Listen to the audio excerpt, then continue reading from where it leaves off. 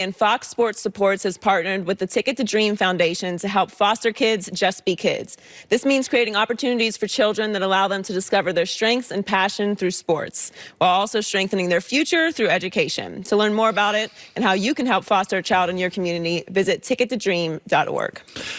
Joy Taylor joining me today. It's the Herd. Doug Gottlieb's around the corner. I always feel like you have to be careful what you wish for. I've been saying this for years about March Madness. Everybody's always like, I'm rooting for the upset. I don't want Kentucky to win. I want Kansas and Duke to lose. Oh, good. So you want VCU and Butler in the Final Four. We had that once. Nobody watched. I hear this all the time in baseball. Guys root for a no-hitter. Oh, really? Just what baseball needs. Fewer base runners, less hits, less action. Yeah, nothing like baseball being even less fascinating. I hear this all the time about renters who want to buy a house. Be careful what you wish for. Honey, the sink is backed up is no longer somebody else's problem. Movies on demand. I want things on my terms. Really? I've got 13 streaming services now, 142 passwords. I have files in a dresser drawer of passwords. Can't Hulu just buy everybody and I can go to them?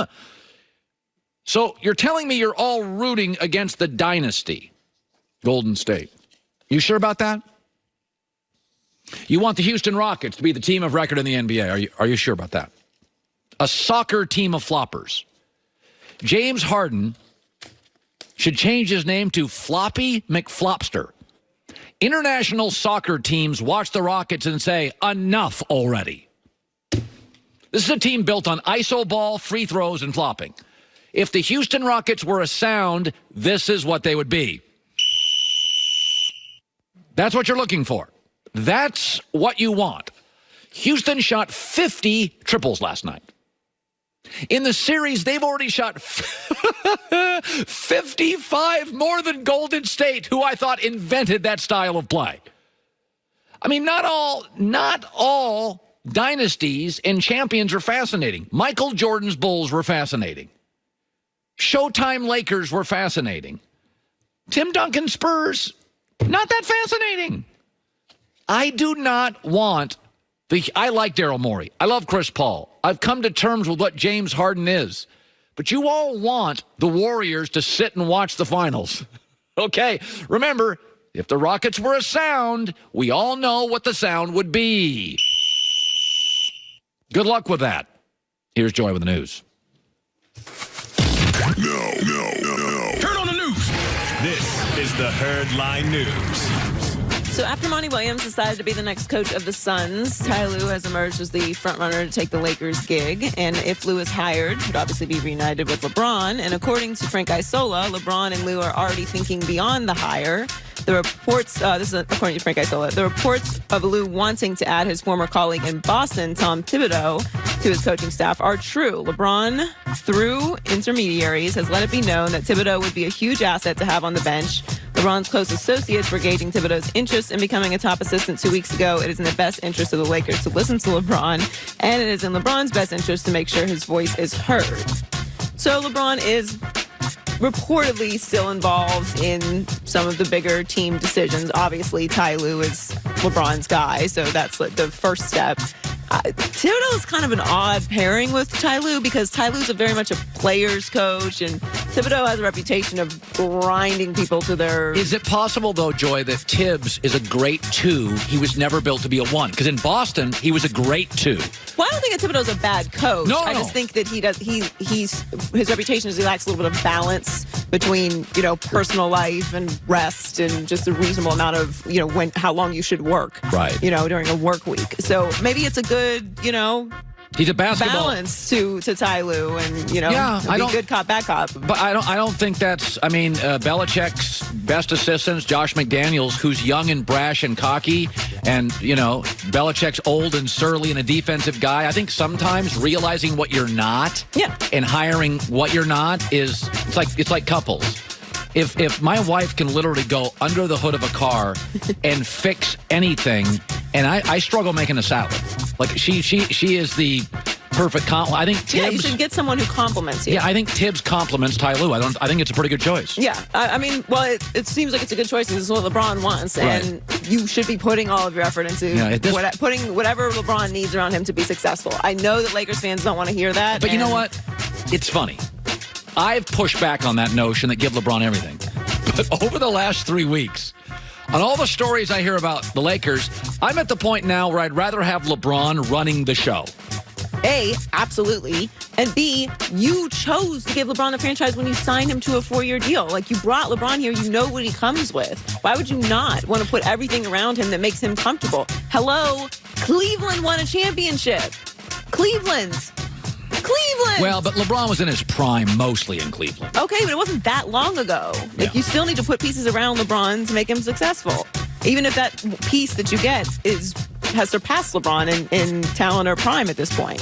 So Clint Capella played only 21 minutes last night, and the Rockets have been playing significant minutes without a center. So with the Rockets going small, PJ Tucker is the tallest player of that group at 6'6". But Tucker, Harden, Paul, and Gordon have a similar build to them. Yes. And the Warriors have had issues moving them around. Yep. And haven't been able to take advantage of the lack of rim protection. So here's what Steve Kerr had to say about it. They got a lot of middle linebackers on that team. They're sturdy, and we look like more like volleyball players, long and lean. We've done this many times before, and we've played all kinds of different teams, and everybody tries to be physical with us, because they should. That's the best way to try to beat us. And so Houston's very physical. They're very good, but I'll go back to it again. We know what we have to do.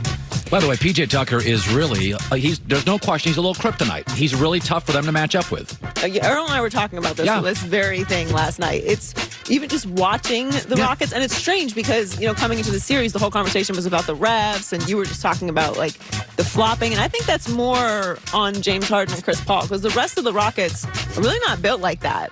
And this is the formula, like Steve Kerr said, so I don't know why they wouldn't come into this series just playing bully ball. Well, I think at home you're going to get some of those calls. I always take the Utah Jazz. When the Jazz had that great team that never won, they got the calls at home. They were very chippy, and then they go on the road, and the fans are right on top of the refs in the NBA and college basketball.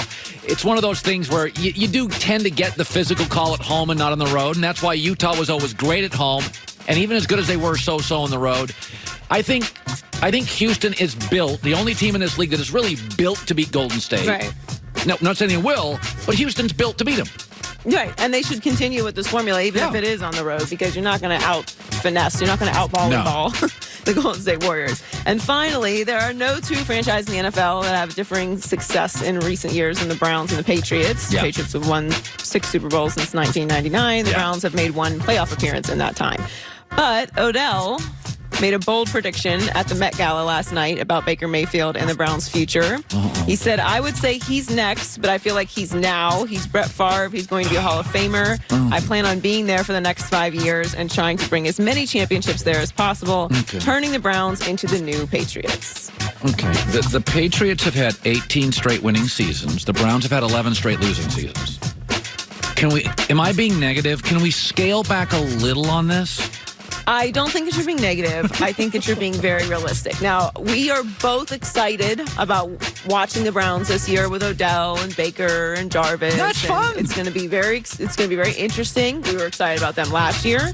I am no longer actively rooting against the Browns, which I feel like is a personal step in progression and growth as a human, being from Pittsburgh. Yeah. Because I could just crush them all the time with very much ease. And you don't. Right. I choose not to.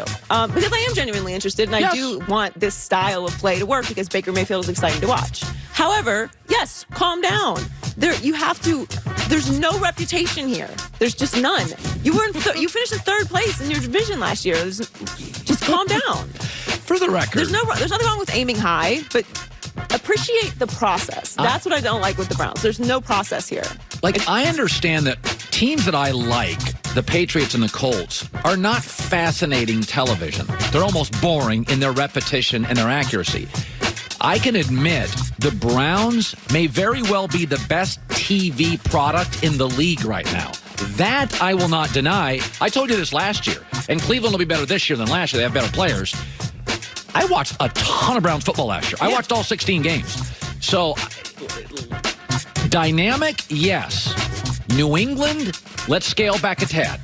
I'm just a little bit pulled out, just a tiny bit. I get what he's saying. You want to aim high, but it's just appreciate the process of growth and establishing a culture. If I have a good hair day, I don't say, you know what, I'm going to be George Clooney for the next 15 years. I just had a good hair day. Yes, it would be an exaggeration. Joy with the news. Well, that's the news. And thanks for stopping by. The Herd Line Last night was one of those great NBA nights. I bring in my friend, the Doug Gottlieb. Got a show on Fox Sports Radio right after our show. All sorts of stuff to talk about. I'm so disillusioned with the Celtics. But let's start with the big game of the night, the main event, not the undercard. Let's start with the Warriors and Houston. And I think we both would admit